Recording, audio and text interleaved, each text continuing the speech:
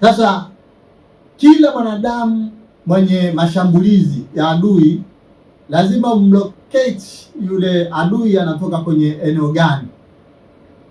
Vita yako lazima ufahamu kwamba ni vita inatoka ardhini au inatoka majini. Maana yake inazungumza water. Majini maana yake inazungumza water, au inatoka kwenye anga.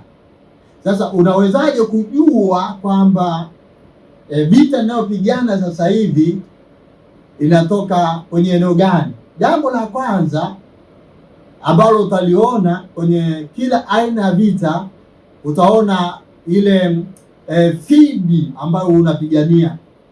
Kwa mfano, kama unapigana vita ya ardhini, maana yake utaona uko kwenye maeneo tofauti tofauti, na haya maeneo yenye vita ya mwanadamu nitayaelezea.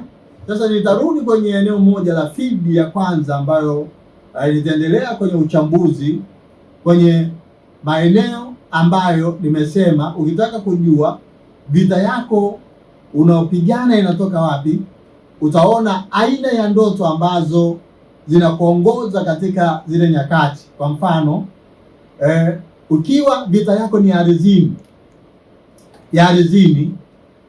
utaona ndoto zako zote zinaashiria au unaona ile ground au uwanja wa kivita ni wa ardhi, huko ardhini.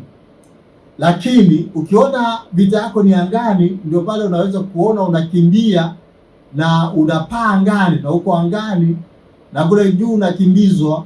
Maana yake tunajua kwamba uwanja wa vita yako sasa hivi ambao unatumika ni anga.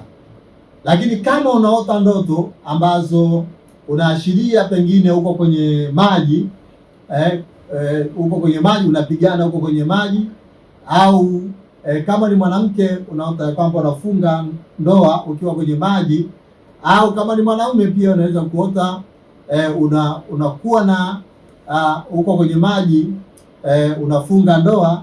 Maana yake hii tunasema ni vita ambayo inatokana na maji, au vyanzo vya mapambano yako yanatokana na marine spirit, au tunaita kwa lugha nyingine hiyo marine spirit.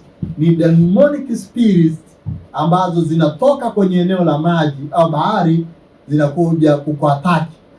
Kwa watu ambao wako Dar es Salaam au mkoa ambao una bahari au maziwa, mara nyingi kuna roho pia ambazo zinakuwa zinatoka upande wa kwenye maji kwa ajili ya kuja kuwashambulia watu. Hivyo tunasema ile ni roho ambazo zinatoka kwenye maji, au demonic spirits ambazo zinatoka kwenye eneo la maji.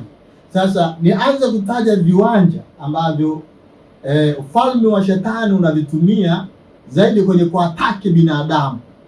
Moja ya kiwanja ambacho ni mashuhuri, au viwanja ambavyo ni mashuhuri ni eneo la makaburi.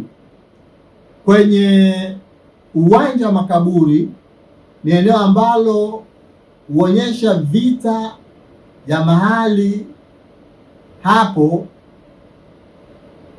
Kwa nini? Kwa sababu watu waliolala kaburini huonyesha wamepigana vita namna gani na wameshambuliwa na mambo ya namna gani. Kwa mfano, makaburini wako watu ambao wamelala kwa sababu ya kushambuliwa na magonjwa. Kwa mfano, magonjwa ambayo hayakuwa na tiba, HIV, au wameshambuliwa na magonjwa ya saratani au magonjwa mengine yoyote. Pale kwenye makaburi ndipo penye mifano yote ya mashambulizi ya adui. Wengine akina mama walikuwa wanajifungua, lakini kwa bahati mbaya vita ikawa kubwa, na baada ya pale wakajikuta sasa wameondoka na wako kwenye eneo la makaburi.